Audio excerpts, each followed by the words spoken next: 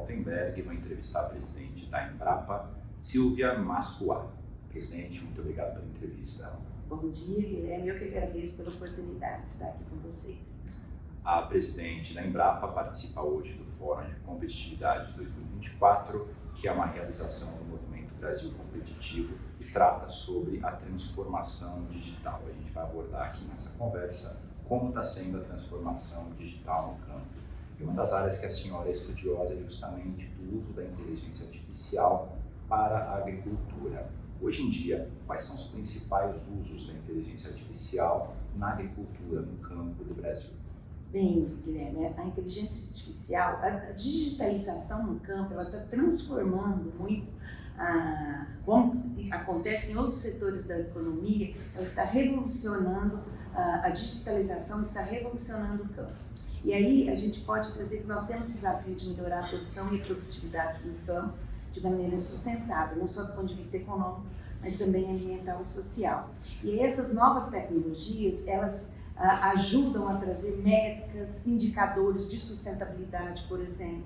Elas ajudam a trazer, hoje nós temos o desafio de trazer mais transparência no processo de produção, que é exigido por esse novo consumidor, muito mais preocupado com nutrição, saúde, origem dos alimentos. E aí você tem a oportunidade de trazer a questão da rastreabilidade atrelada à sustentabilidade. Então você traz novas tecnologias como inteligência artificial, blockchain, internet das coisas. Então existe um amplo espectro de oportunidades das tecnologias no agro.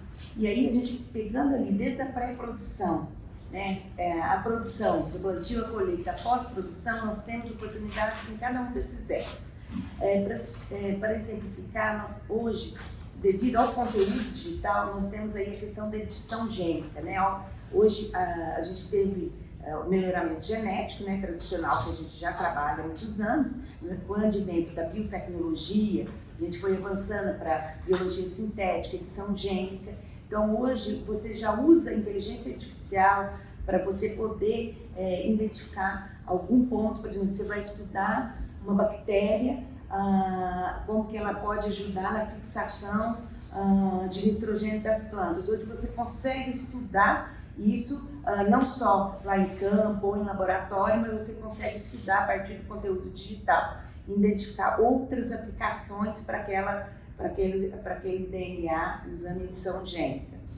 Você vai identificar plantas resistentes a estresse hídrico.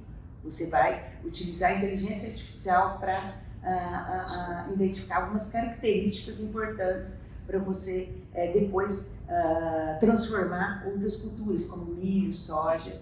Aí quando você vai para dentro da porteira, você, por exemplo, cada vez mais você tem estações agrometeorológicas no campo, você tem mais satélites de diferentes resoluções, você tem colheitadeiras que estimam né, a produtividade por talhão. Tudo isso isso gera dado heterogêneo. Então você tem dentro um dado escalar de temperatura, de umidade, como você tem mais satélite, que são dados geoespaciais. Você pode usar essas informações, fazer uma análise cruzada desses dados para otimizar, por exemplo, um ponto de abate da pecuária. Exemplificando, você pode ter um coleta, né, de dados fisiológicos no animal, e aí você cruza com esses dados de microclima das estações meteorológicas, o animal passa na balança de passagem, você pesa o animal, e aí a partir disso daí você pode também estimar a biomassa a partir da imagem satélite para ver as forrageiras e tal, e você fazer cruzar esses dados e ter um ponto de abate otimizado, né, para o pecuarista. Isso você pode usar a inteligência artificial para trabalhar nesses modelos e estimar esse ponto de abate. Hoje a gente usa a inteligência artificial também com visão computacional, estimativa de safra, diagnóstico de doenças. Meu doutorado foi no diagnóstico de doenças de plantas, mas na época a gente não tinha muitos dados e informações. Então a gente fazia uma modelagem a partir do raciocínio do fitopatologista, então baseado aí na lógica abdutiva, na lógica fuzzy. Desde lá a gente vem acumulando dados e informações. Então quais os principais sintomas, as principais doenças para todas as culturas. Hoje a gente tem um banco de dados enorme, onde a gente usa a visão computacional, a partir de uma foto você reconhece alguns sintomas e pode identificar as doenças e as medidas de controle que podem ser adotadas. Você tem também o uso cada vez mais para classificação de frutos. Então, por exemplo, na área de citricultura, para você contar os frutos, você é contagem manual, digamos assim, você tem uma amostra, uma estimativa por safra, né? Que você, para ter aquela estimativa de safra. Hoje, usando drones, você pode contar as frutas já usando visão computacional que usa inteligência artificial para isso. E mais recentemente, agora em abril, a Embrapa lançou uma ferramenta bem interessante que é o NetFlora, que é um sistema que a partir de imagens também capturadas por drone, eu consigo fazer um inventário florestal, ver quais as espécies, classificar essas espécies. E só para você ter uma ideia, o inventário tradicional, você gasta R$20 por hectare, mais ou menos. E a gente conseguiu R$1 por hectare com essa tecnologia. Então, quer dizer, 20 vezes mais barato. Assim, anualmente, no inventário tradicional, você conseguia fazer um inventário de 10 mil hectares por ano. E agora, com essa tecnologia, você pode fazer até fazer um inventário de 1 milhão de hectares por ano. Então, a tecnologia, ela vem para melhorar a produtividade, mas também ela vem para melhorar a questão econômica e social também no campo.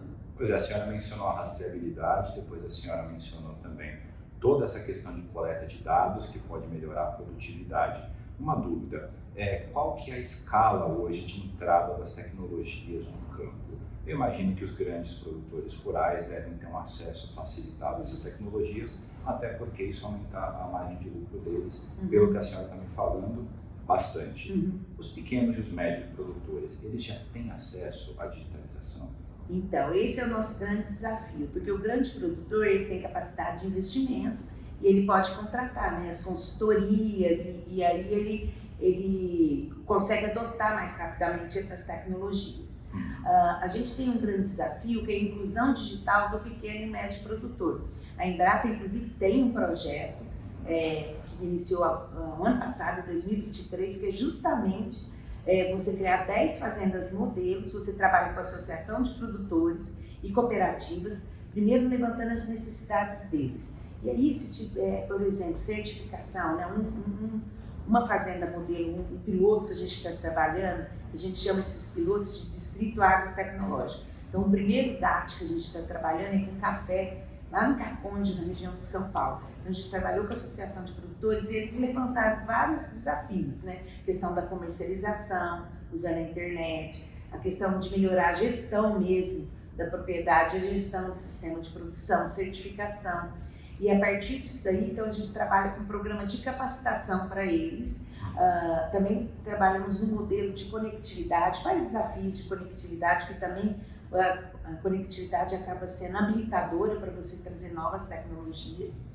E aí lá a gente começa a explorar a partir disso várias tecnologias, inteligência artificial, geotecnologias, blockchain, a automação, agricultura de precisão e digital. E o primeiro resultado, no primeiro ano, né, com o café, por exemplo, com essa associação de produtores, eles entenderam a importância dessas tecnologias, já começaram a contratar um modelo de conectividade, lá um sistema híbrido, banda larga, com Wi-Fi via rádio e tal. Eles queriam instalar uma máquina de torrefação para ser de uso comum. Eles precisavam de mais energia, instalaram uma usina fotovoltaica, que também precisava de mais conectividade, de mais energia. E aí, a partir disso daí, eles viraram uma pequena cooperativa.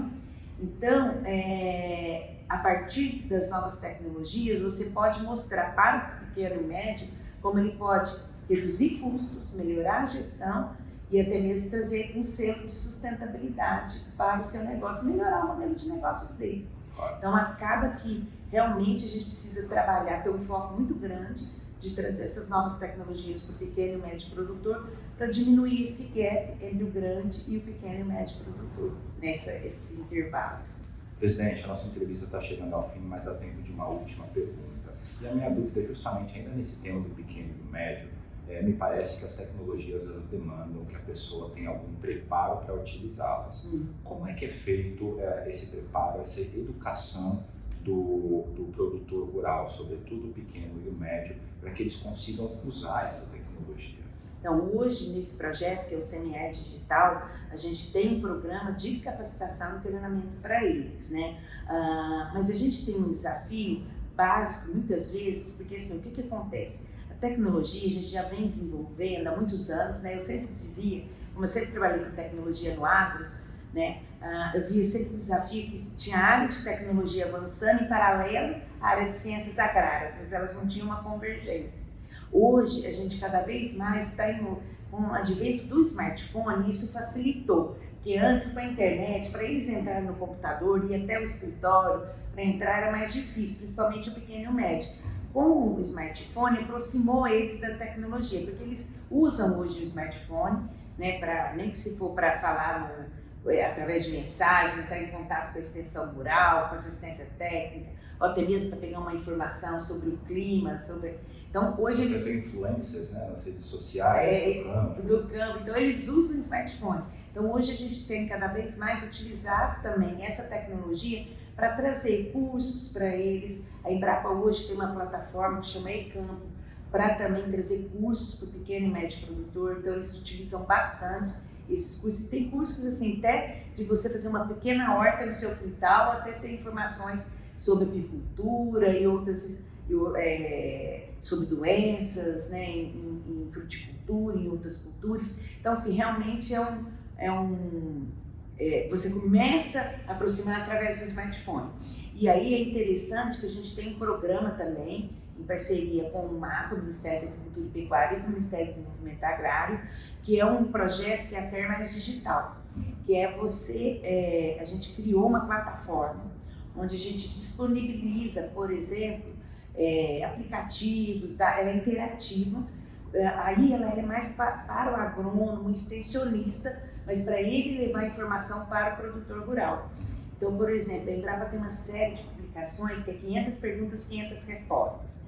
A gente, para várias culturas, então a gente disponibilizou isso usando a inteligência artificial, via um chatbot. Então, você faz a pergunta, o agrônomo, via smartphone, pode fazer a pergunta da dúvida que está lá na fazenda, ele te responde e exporta para o WhatsApp do agrônomo já a resposta, que aí é interativa, ele pode fazer outras perguntas, usar mais informações que tem ali, aplicativos, por exemplo, janelas de plantio mais adequadas para plantar baseadas no zoneamento agrícola de risco climático, entre outras. Então, hoje, a tecnologia, nós estamos só no início do uso da tecnologia no campo. Existe muita oportunidade e a gente precisa dar escala nisso também, né? Eu acho que hoje a gente na Embrapa já tem, eu dei aqui para você vários exemplos que a gente já vem trabalhando, mas cada vez mais a gente precisa trabalhar na parceria público-privada para a gente também dar escala no uso da tecnologia no campo. Chega ao final essa edição do Poder Entrevista em nome do jornal digital Poder 360. Eu queria agradecer a presidente da Embrapa, Silvia Massuá, por essa conversa. Eu que agradeço a oportunidade. E agradeço a todos vocês, os convido a continuarem acompanhando o trabalho do Poder 360 nas redes sociais, no YouTube e também no poder360.com.br. Muito obrigado e até a próxima. Poder Monitor, a ferramenta mais completa para monitorar os 3 poderes. Acesse agora poder.cc/monitor e ganhe 30 dias grátis.